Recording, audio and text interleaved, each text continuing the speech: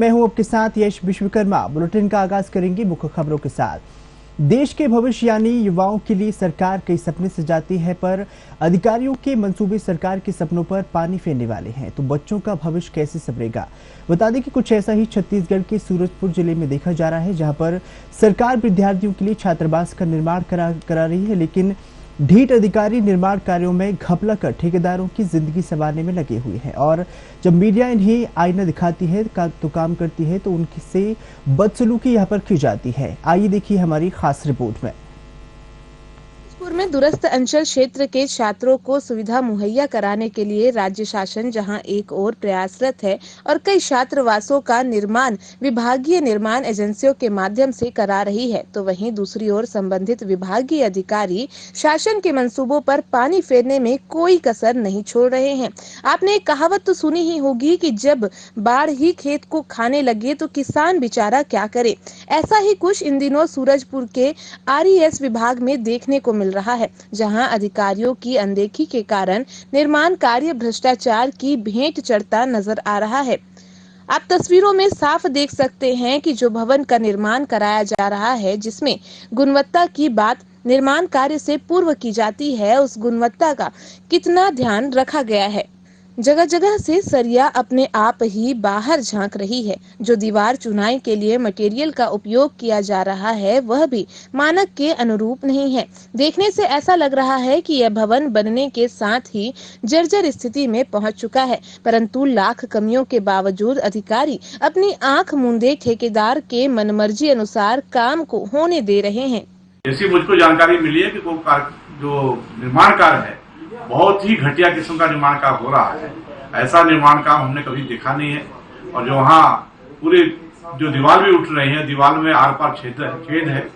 जो उसमें मटेरियल का उपयोग हो रहा है वो भी बहुत घटिया क्वालिटी का उपयोग हो रहा है। और ये सारा काम खेल जो चल रहा है, कांग्रेस की सरकार, कांग्रेस के लोगों के माध्यम से बाहर के ठेकेदारों को ला करके ये खेल खेला जा रहा है। इसमें बहुत लंबा लेन देन हुआ है और इसमें अधिकारियों का भी मामला है, उसमें वहाँ के जो नेता है उनका भी मामला है।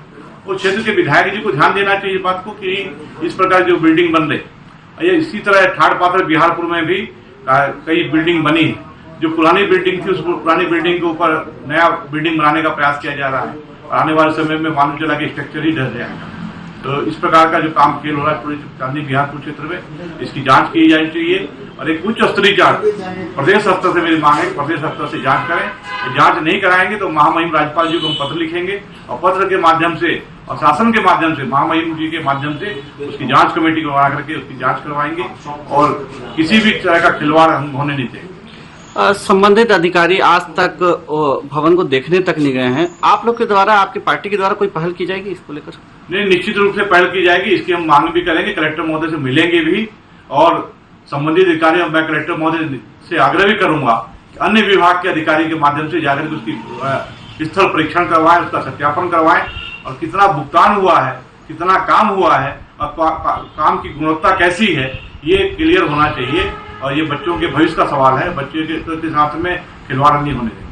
बता दें कि सूरजपुर के दूरस्थ क्षेत्र छतरंग में बन रहे छात्रावास को RES विभाग के आला तकनीकी अधिकारियों की देखरेख में ठेकेदार द्वारा करोड़ों की लागत से निर्माण कराया जा रहा है, जिसमें विभागीय अनदेखी के कारण तय मानकों का ध्यान नहीं रखा जा रहा है। वहीं मीडिया द्वारा विभागीय अधिकारी से जब इस संबंध में जानकारी चाहिए तो संबंधित विभागीय अधिकारी जानकारी न होने की बात कर अपना पल्ला झाड़ते नजर आ रहे हैं। छात्रावास बन रहा है, इसमें छत में होल है, कॉलम टूटे हुए हैं और निर्माण कार्य का लागत का बोर्ड नहीं लगा हुआ है। मैं इसको दिखा रहा था एक बार जो है, और दिखाने के बाद जो भी इसमें हो सकता है मैं करवाऊंगा। उसको छुट्टी हुए बोल रहे हैं तो मैं विजिट करवा लेता हूँ, क्या स्थिति है उसके लिए, है ना। इसके बारे में मुझे भी जानकारी है नहीं है, मैं विजिट कराने के बाद में आपको जो है।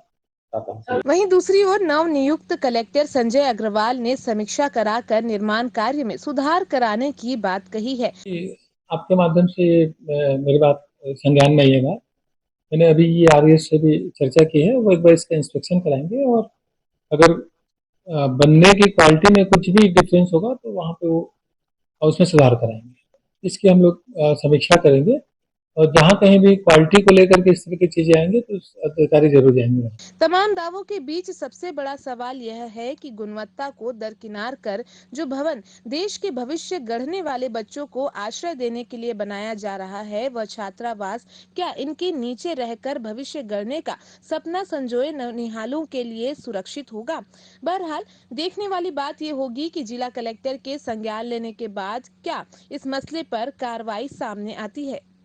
सूरजपुर में दूरस्थ अंचल क्षेत्र के छात्रों को सुविधा मुहैया कराने के लिए राज्य शासन जहां एक ओर प्रयासरत है और कई छात्रावासों का निर्माण विभागीय निर्माण एजेंसियों के माध्यम से करा रही है, तो वहीं दूसरी ओर संबंधित विभागीय अधिकारी शासन के मंसूबों पर पानी फेरने में कोई कसर नहीं छोड़ रहे हैं।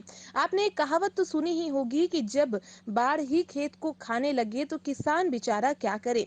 ऐसा ही कुछ इन दिनों सूरजपुर के आरईएस विभाग में देखने को मिल रहा है, जहां अधिकारियों की अनदेखी के कारण निर्माण कार्य भ्रष्टाचार की भेंट चढ़ता नजर आ रहा है।